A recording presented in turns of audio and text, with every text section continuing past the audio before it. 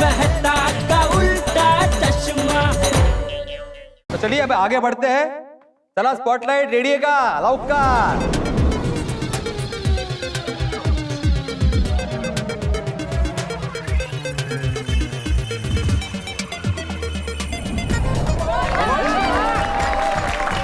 Come on, Papa, all the best.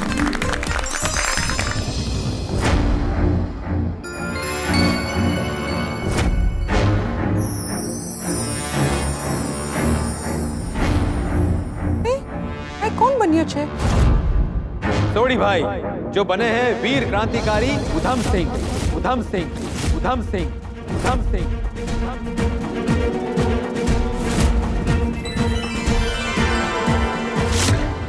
Udham Singh का जन्म 1899 में पंजाब के सोनम गांव में हुआ था।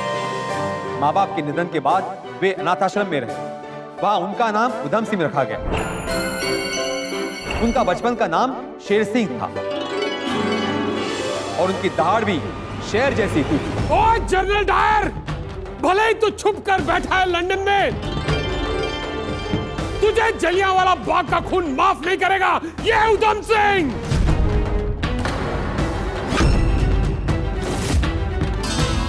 और फिर उधम सिंह नाम और हुलिया और भेष बदलकर अफ्रीका नैरोबी ब्राजील से होते हुए लंदन पहुंचे।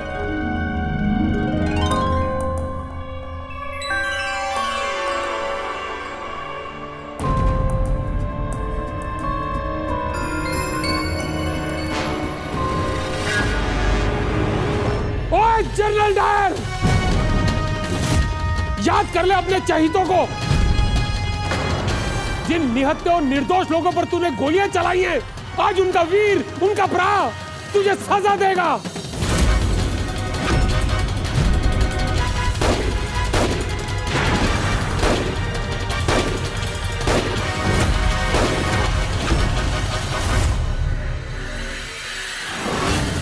उधम सिंह परम देशभक्त और सर्वधर्म समभाव में मानने वाले थे। वो अपना नाम बताते थे, मेरा नाम है राम मोहम्मद सिंह आजाद। मुझे गर्व है कि मैंने भारत में जन्म लिया। भले ही हम अलग अलग धर्म और अलग अलग जाति के, पर हमें एक चीज जोड़ के रखती है और वो है भारतीयता। वंदे मातरम। वंदे मातरम। जनरल डायर को मारने के जुर्म में उन्हें वही लंदन में फांसी दी गई, लेकिन उनका नाम हर हिंदुस्तानी की जबान और दिल में है।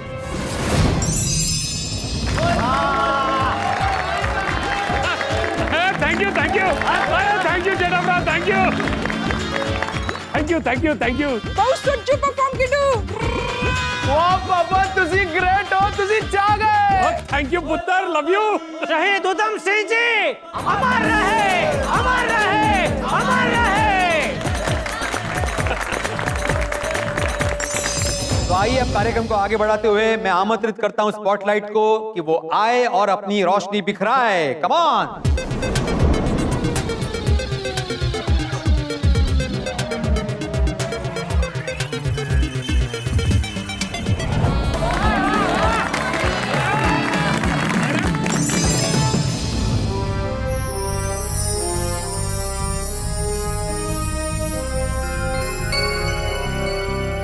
कोमल भाभी जो बनी है कमला देवी चट्टोपाध्याय, चट्टोपाध्याय, चट्टोपाध्याय, चट्टोपाध्याय, चट्टोपाध्याय।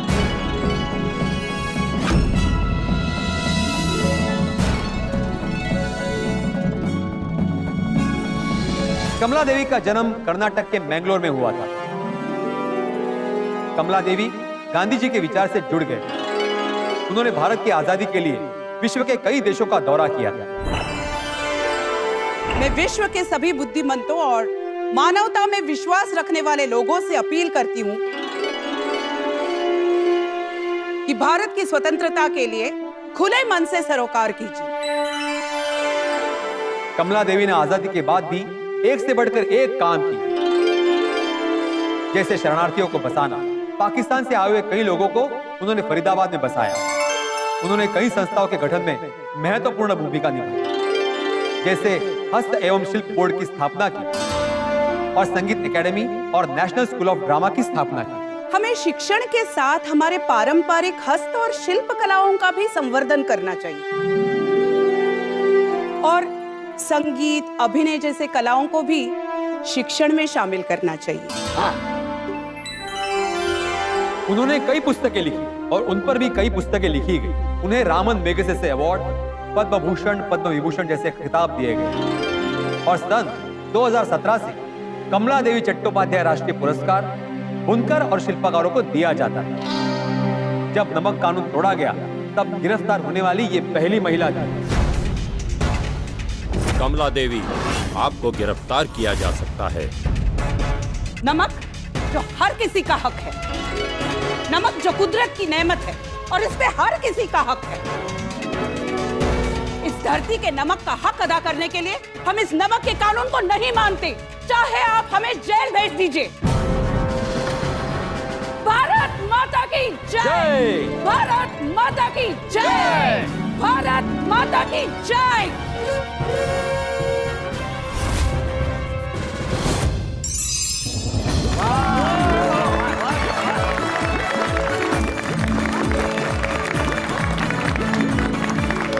वाह कोमल वाह, तूने कमला देवी का किरदार बहुत बढ़िया निभाया।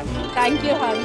वाह वाह वाह वाह मम्मा, क्या परफॉर्मेंस दिया आपने, super. Thank you baby. Komal भाभी, उनके नाम का अवार्ड मिलता है ये तो मालूम था, लेकिन उन्होंने इतना कुछ काम किया है ये मैं आज पता चला। अरे रोशन भाभी, ये जो हमारे स्वतंत्रता सेनानी रहे हैं, ये जिन्होंने कुर्बानियां दी, उनका जीवन जीवन नहीं था, बलिदान और त्याग का महासागर था। उसमें हम गोते लगाएंगे ना तो उनके चरित्र के एक से एक नायाब मोती बाहर निकले। सही बात है। इस बार मुंबई आने में तो मुझे लाभ ही लाभ हुआ है। तुझे लाभ और मुझे नुकसान। चलो तो आगे बढ़ते हैं। अब आ रहे हैं स्पॉटलाइट।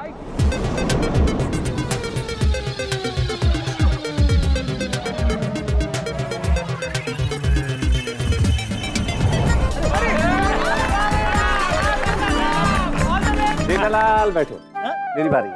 अरे नहीं, लाइट मेरे पे है मेहता साहब। जेठालाल, लाइट मुझ पे ही पड़ी है, बैठो। तुम ठीक मेरे आगे बैठो। तो क्या होता है विज्ञान की दृष्टि, जरा झुको, जरा झुको। तो अब लाइट किस पे जाएगी? मुझ पे जाएगी ना। तुम बीच में हो इसलिए तुम्हें ऐसा महसूस हो रहा है कि लाइट तुम पे आई है, पर मूलतः लाइट मुझ पे ही आई। आपको जाना है आप जाओ भाई, क्या फर्क पड़ता, आप जाओ मैं जाओ, बात है की है। आइए आइए।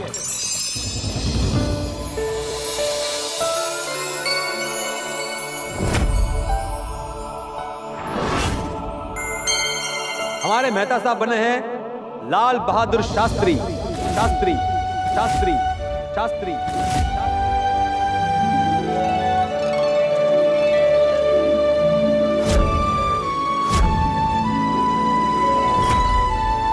लाल बहादुर शास्त्री से कौन परिचित नहीं? अरे भाई, यहाँ तो लाल बहादुर शास्त्री जी से सभी लोग परिचित हैं, नहीं? हाँ हाँ सब परिचित हैं। हाँ। अरे हाँ हाँ, देखा। हाँ, मैं वही कह रहा था बागा। मेरे कहने का मतलब है उनके जीवन के बारे में कौन परिचित नहीं है। उनके लिए तो मैं एक चीज जरूर कहूंगा, साधा जीवन, उच्च विचार। ये एकदम सही कहा भिड़े तुमने। लाल बहादुर शास्त्री जी एकदम सादगीपूर्ण जीवन जीते थे और अपना काम खुद करते थे। लाल बहादुर शास्त्री का बचपन बड़ी कठिनाइयों में बीता। वो नदी तैरकर स्कूल जाया करते थे। गांधी जी के विचारों से प्रेरित होकर शास्त्री जी केवल 16 वर्ष की उम्र में ही स्वातंत्र्य संग्राम से जुड़ गए थे। लाल बहादुर शास्त्री जब 1965 में नेहरू जी के बाद प्रधानमंत्री बने, तब भारत का पाकिस्तान के साथ युद्ध छिड़ा। मेरे प्यारे देशवासियों, यह संकट का समय है। युद्ध के कारण देश अनेक समस्याओं से जूझ रहा है। ऐसे वक्त में मैं अपनी तनख्वाह का त्याग करता हूं और सभी देश बंधुओं से यह विनती करता हूं कि हफ्ते में कम से कम एक दिन एक वक्त का उपवास अवश्य रखें, ताकि हमारे देश के दूसरे बंधुओं को अन्न मिल सके। उन्होंने बड़ी दृढ़ता और खूबी से युद्ध को अंजाम दिया और भारत को पाकिस्तान के सामने झुकने नहीं दिया।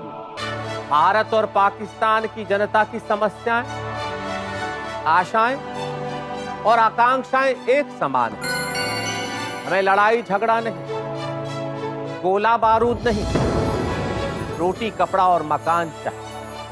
हमें आपस में लड़ने की बजाय गरीबी, भुखमरी, बीमारी और अज्ञानता से लड़ना चाहिए। लड़ाई आन पड़ी तो उसका भी सामना किया, पीछे नहीं हटे। नफरत की राजनीति नहीं की, सोच का दिया जलाया। वह देश और कानून का बड़ा सम्मान करते थे। मेरे प्यारे देशवासियों, देश के प्रति निष्ठा सभी निष्ठाओं से पहले आती है।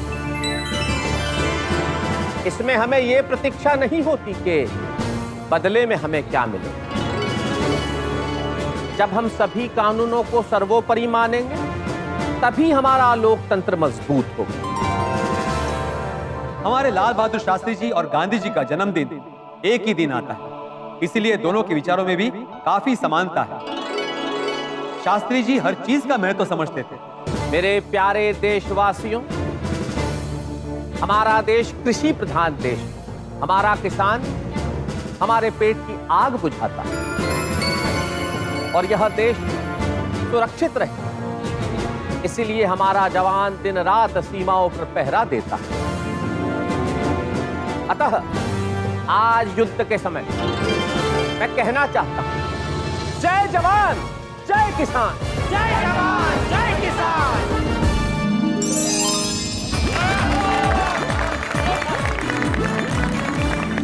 धन्यवाद, बहुत बहुत धन्यवाद। वाह तारक वाह। शुक्रिया। वैसे लाल बहादुर शास्त्री जी बहुत ही सादा जीवन जीते थे। हमें भी उनके जैसे जीने की कोशिश करनी चाहिए। हाँ। अंजलि भाभी, मेहता साहब समझ गए। आप सादे भोजन की बात कर रही है ना, जिसमें सिर्फ ककड़ी और करेले आते हैं। और वो जीवन तो मैं वैसे ही जीता हूँ भाई।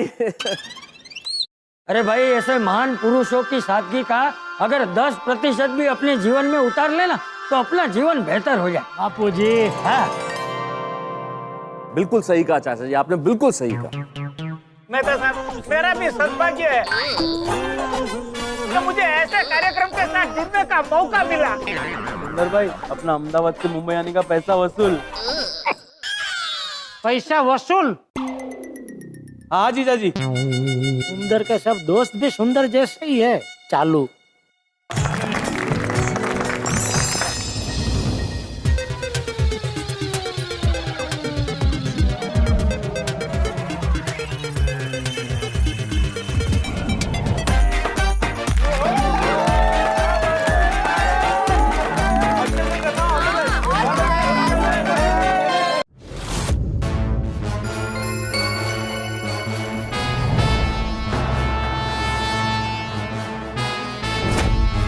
और बीनू भाई बने हैं नीलकंठपुरा ओडिशा के सबसे छोटी उम्र के क्रांतिकारी बाजी राव। बाजी राव, बाजी राव, बाजी। लग रहा है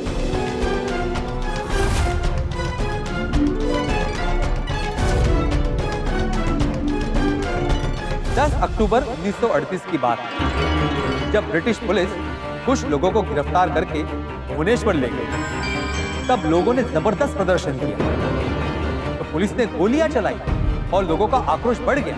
बढ़ते आक्रोश की वजह से पुलिस ने ब्राह्मणी नदी के नीलकंठ घाट से भागने की कोशिश की। तब बाजी राउत नदी के तट पर था। हमें घाट के उस पार ले चलो। यहाँ से कोई भी तुम्हें उस पार नहीं ले जाएगा। अरे तुम्हें मुंह मांगी कीमत मिलेगी बेटा। स्वाभिमान की कोई कीमत नहीं होती। बच्चे चाहे जितने पैसे ले लो या फिर गोली खाओ। जिएंगे स्वाभिमान के लिए, मरेंगे हक के लिए। इस बात पर गुस्सा होकर ब्रिटिश सैनिकों ने गोलियां चला दी। बाजी के साथ खड़े लक्ष्मण मालिक, फागू, साहू, हर्ष प्रधान, नाता मालिक को भी गोली मार दी। और तब वहां क्रांति हो गई। और किसी कवि ने इस घटना को बयां करते हुए एक कविता लिखी थी। मेहता साहब। साथियों, वो कहते हैं कि चिता नहीं है, कि देश का अंधेरा मिटाने हेतु मुक्ति की मशाल है। तुरही बजाओ, बिगुल बजाओ, मरा नहीं है, मरा नहीं है। 12 वर्ष का बाजी मरा नहीं।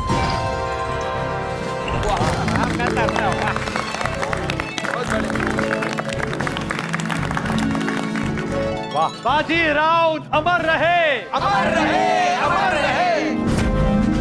लिख रहा हूं मैं अंजाम जिसका कल आगाज आएगा, लिख रहा हूं मैं अंजाम जिसका कल आगाज आएगा, मेरे लहू का हर एक कतरा कल इनकलाब लाएगा। मैं रहूं या ना रहूं पर यह वादा है मेरा तुमसे कि मेरे बाद वतन पर मरने वालों का सैलाब आएगा। इतनी छोटी उम्र में ऐसी वीरता, मैं बाजी राउत को सलाम करता हूँ।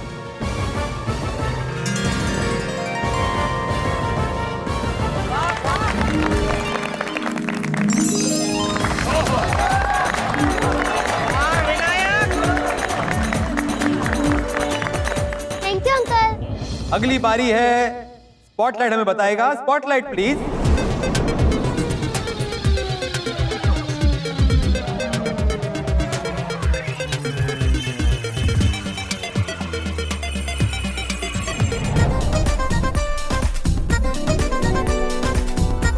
भिड़े भाई की बारी। अरे भिड़क किस सोच में डूबे हो मित्र, स्पॉटलाइट तुम पे आई है। मेरे ख्याल से तुम इस चिंता में हो कि अगर तुम वहां चले गए तो फिर ये मंच खाली हो जाएगा। नहीं दोस्त नहीं, तुम जाओ, मैं संभालता हूं। आइए आइए प्लीज प्लीज आइए। साथियों, मुझे लगता है कि आज इस वक्त जो मैं महसूस कर रहा हूं, मेरा ख्याल से आप सब भी वही अनुभव कर रहे होंगे। हमारे भीतर अगर राष्ट्र की चेतना हो, हमारे भीतर अगर देशभक्ति हो, हमारे भीतर अगर वतन परस्ती हो, तो मुझे लगता है कि वो देश तरक्की के उत्तुंग शिखर पर होगा। मैं गौरवान्वित हूं क्योंकि हमारी सोसाइटी के एकमेव सेक्रेटरी आत्माराम तुकाराम भिड़े हमारी स्वतंत्रता संग्राम के जिस महानायक को यहां चित्रित करने जा रहे हैं, उनका नाम सुनते ही हमारी शिराओं में बहते हुए रक्त में देशभक्ति का ज्वार उठने लगता है। आइए हम देखें स्वतंत्रता संग्राम के उस महानायक को।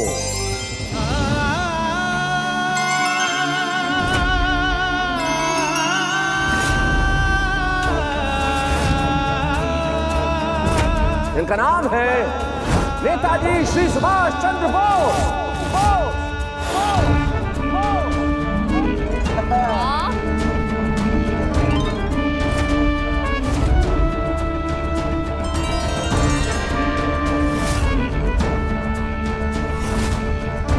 नेताजी श्री सुभाष चंद्र बोस का जन्म 23 जनवरी 1897 को हुआ।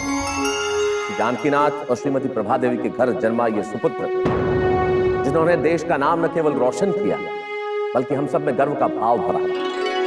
उनके पिताजी चाहते थे कि वो आईसीएस बने और नेताजी ने उनके पिताजी की इच्छा को पूरा भी किया। आईसीएस की इस कठिन परीक्षा में उन्होंने चौथा स्थान भी प्राप्त किया, लेकिन उनके मन में तो कुछ और ही चल रहा था। मैं अंग्रेजों के अधीन रहकर काम नहीं कर सकता। अगर ये देश हमारा है तो उस पर दूसरे राज क्यों करते हैं? क्योंकि नेताजी देश के लिए कुछ करना चाहते थे, आजादी के लिए कुछ करना चाहते थे। 1938 में हमारे बापू महात्मा गांधी ने उन्हें कांग्रेस का अध्यक्ष बनाया। नेताजी के मन में तो कुछ और ही विचार था।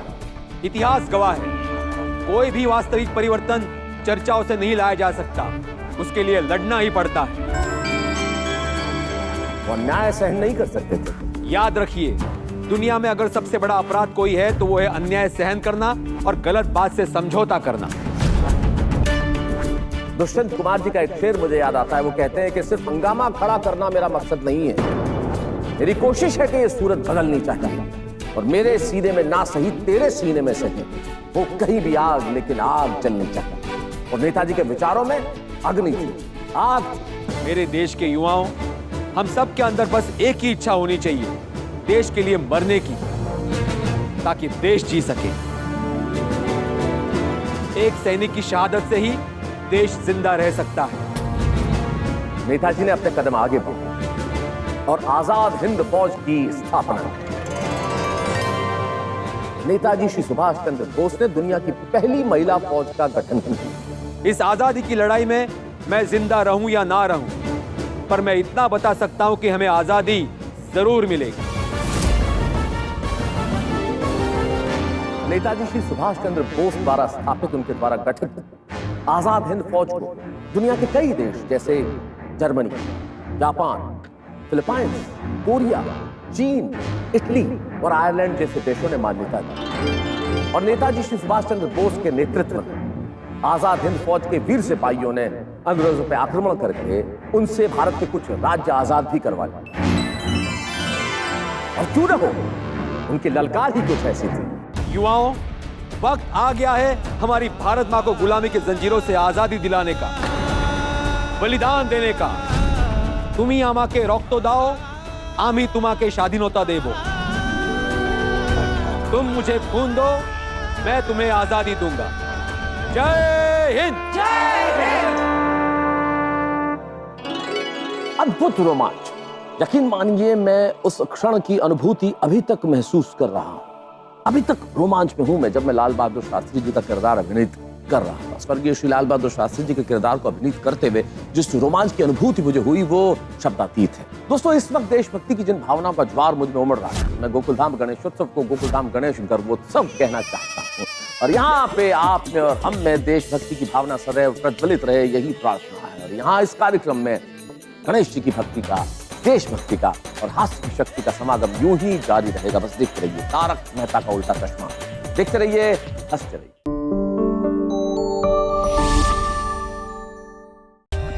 For more updates, subscribe to our channel, click the show links and enjoy watching the videos.